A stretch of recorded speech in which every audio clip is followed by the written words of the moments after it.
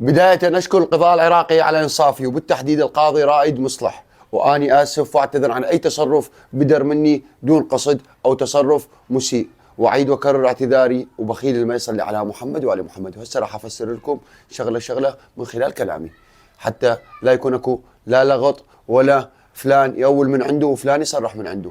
بداية أني لا حد تعدى علي ولا حد يتجاوز علي ولا حد هاني ولا حد ساومني ولا حد استفزني ولا حد طلب مني شيء. وكذلك أشكر مدير أمن نينوى العميد فلاح جزيل الشكر.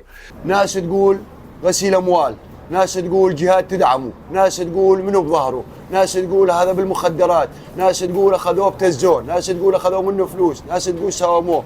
من فضل رب العالمين كل هاي الأمور ما صارت.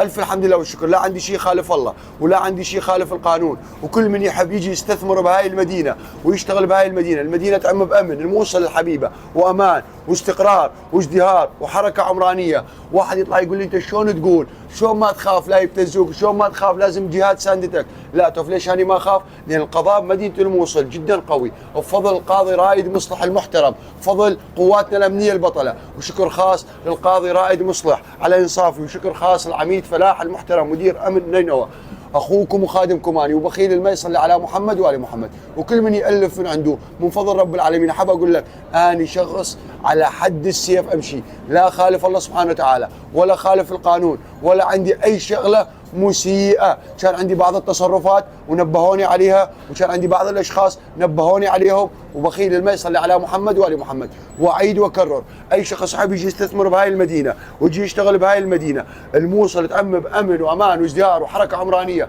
تضاهي كافة محافظات العراق. ال 18 محافظة أقدر أقول لك من محافظة هي الموصل بفضل قضائها القوي، وبخيل ما يصلي على محمد وآل محمد.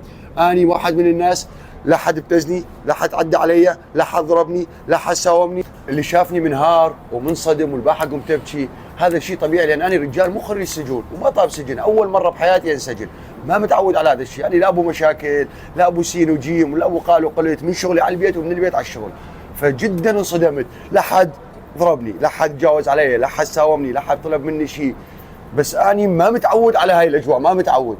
واعيد واكرر اللي حاب يجي يستثمر بهاي المدينه الموصل تعم بامن وامان واستقرار وتطور وحركه عمرانيه وبنى تحتيه. وانا انصح اي شخص مستثمر يجي يستثمر بهاي المدينه من فضل رب العالمين وبفضل قواتنا الامنيه البطله وبفضل قضاتنا الابطال. الموصل تعم بامن وامان وازدهار الحمد لله من فضل رب العالمين. لا حد عدى علي. وهسه تقولوا لي شلون انت تطلع تقول عندي فلوس وعندي فلان شيء وعندي فلان شيء؟ ما تخاف، لازم جهات ساندتك، لازم احد ساندك. لا انا تعرف ليش ما اخاف؟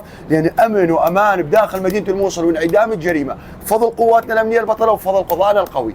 الف الحمد لله والشكر. فاللهم لك الحمد حتى ترضى، ولك الحمد اذا رضيت، ولك الحمد بعد الرضا. الحمد لله بالسراء والضراء. اعيد واكرر اي شخص يحب يجي زياره لمدينه الموصل ويحب يستثمر بمدينه الموصل، اعيد واكرر على هاي الفقره، المدينه تعم بامن وامان وازدهار وحركه عمرانيه وتطور. كل من يحب يجي يستثمر بالمدينه الله محييه، واذا القاع ما يشيلوا عيوننا، عين غطا وعين فراش.